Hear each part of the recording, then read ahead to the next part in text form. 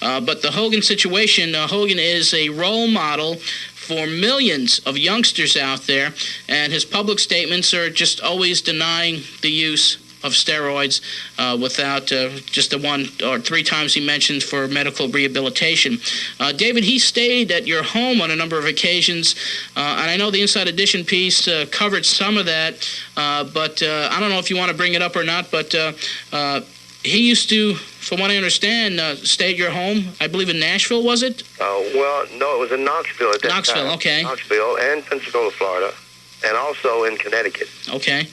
And he used to leave, from what I understand, did he used to leave steroids laying around the house? Or? Oh, yes. In Knoxville, when he was just getting started in Pensacola, he left them.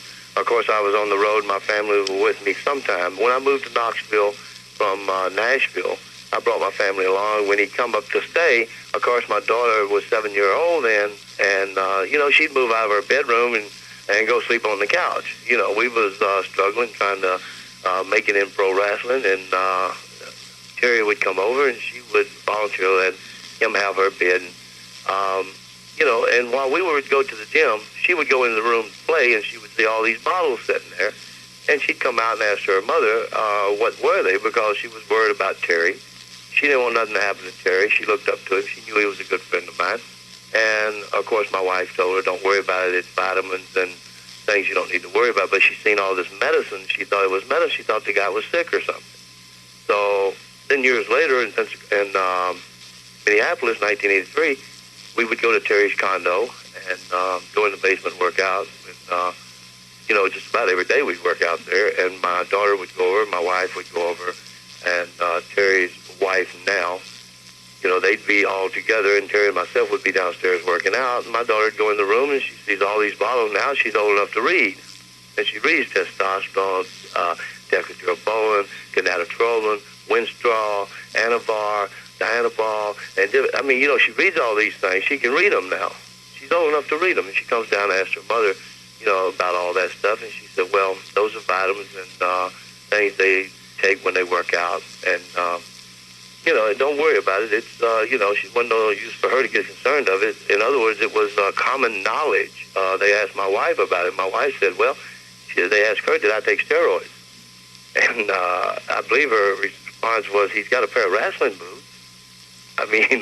Don't all wrestlers take steroids? Or you ask me? It's a common knowledge, to wrestlers that wrestlers take steroids. If you get that big, you got to take steroids. You don't get it naturally.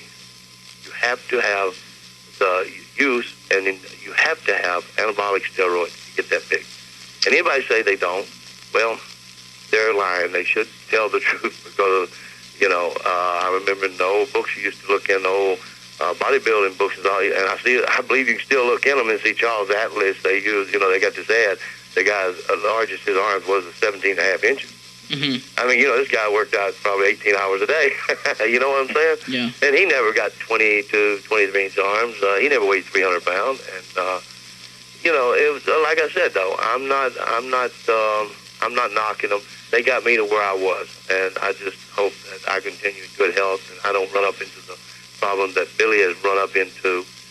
Because I remember several years back, before Billy's problems set in on him, that I was wrestling Billy across the ring, and he looked great, just like he did in 77, 78. The guy was phenomenal. And then all of a sudden, I pick up a paper, and here's where Billy's having his hips, parts of them took out, replaced, his ankles, all because, the use of steroids and things.